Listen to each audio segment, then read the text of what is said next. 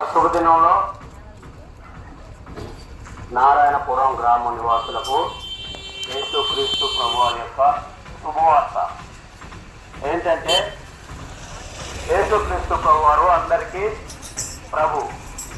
ఎందుకంటే ఆ యొక్క క్రీస్తు ప్రభువారు సర్వ మానవాళి కొరకై తన ప్రాణాన్ని పెట్టడానికి పరలోకము నుండి భూమికి దిగి వచ్చినటువంటి దేవుని కుమారుడు.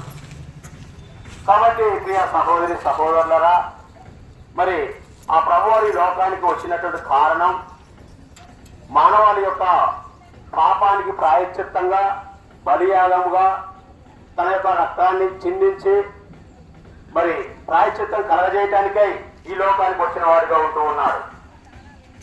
అయితే ఆ యొక్క పరలోక రాజ్యాన్ని చేరుకోవాలంటే నేను ఆ యొక్క తండ్రి ఉన్నటువంటి ఆ లోకానికి చేరుకోవాలంటే మరి ఆ తండ్రి ఉన్న ఆ స్థలానికి మనం వెళ్ళాలి అంటే మన జీవితం అంతా, మన యొక్క బ్రతుకంతా పాపంతో నిండి ఉన్నది.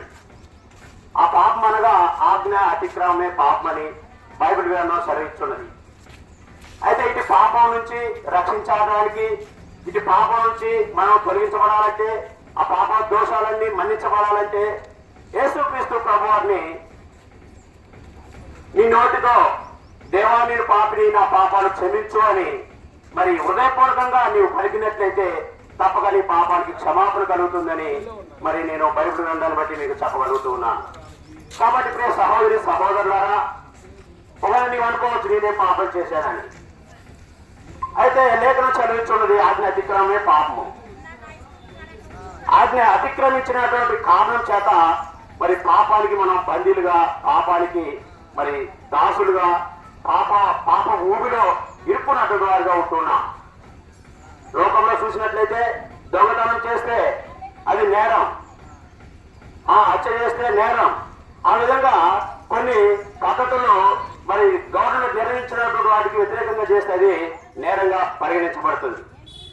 అయితే దేవుడు అంటున్నాడు, పాపం అంటే నోటి నుంచి వచ్చేటువంటి దుర్భాష కూడా పాపమే, తలంపులు పాపమే, కార్యాలు పాపమే, చెడు చేసేట ప్రతిదీ కూడా పాపం అని దేవుడు సెలవిస్తున్నారు.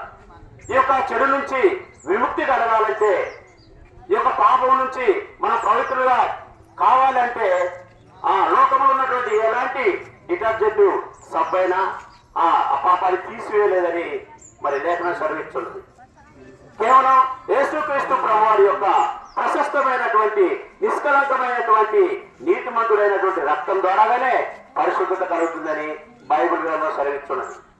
కాబట్టి ప్రియ సహోదరి సహోదరులారా, ఆ యొక్క క్రీస్తు ప్రభువారి యొక్క రక్తంలో కడగబడాలని, నీ పాపాలు క్షమింపబడాలని ఒకరు నీవు ఆశపడినట్లయితే నువ్వు చేయవలసిందల్లా ఒకే ఒకటి.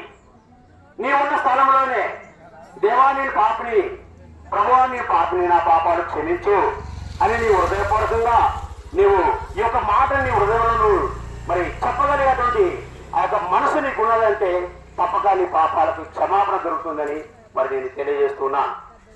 కాబట్టి ప్రియ సహోదరి సహోదరులారా, ఈ యొక్క ఎండాకాలం అయినప్పటికీ కూడా ఇలాంటి పరిస్థితుల్లో కూడా మీ గ్రామాన్ని ప్రేమించి అనేకులు దేవుని ఎరిగినటువంటి వారు మరి ఈ మాటను మీకు తెలియజేయాలంటే ఏంటంటే దేవుని నుండి మీరు పొందినటువంటి ప్రేమ, మీరు కూడా అట్టి ప్రేమకు పాత్రలు కావాలనేటువంటి ఆశ అన్నమాట.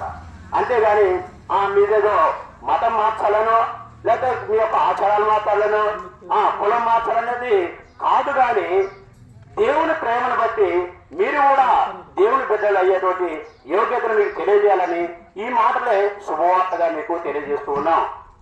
కాబట్టి ప్రియ సహోదరి సహోదరులారా, మీ వద్దకు వచ్చేటువంటి మా యొక్క సహోదరులు సహోదరులు మరి ఇచ్చేటువంటి పత్రిక కానీ బుక్స్ కానీ తీసుకొని మరి చక్కగా చదువుకొని మీరు కూడా మారుమూసి పొందాలని, ఆ యొక్క దేవుడు ఇచ్చేటువంటి ఉచితమైనటువంటి రక్షణ భాగ్యాన్ని మీరు కూడా పొందుకోవాలని మరి కోరుతూ ఉన్నాను. ఈ కొద్ది మాటలు దేవుడు దీవించును గాక.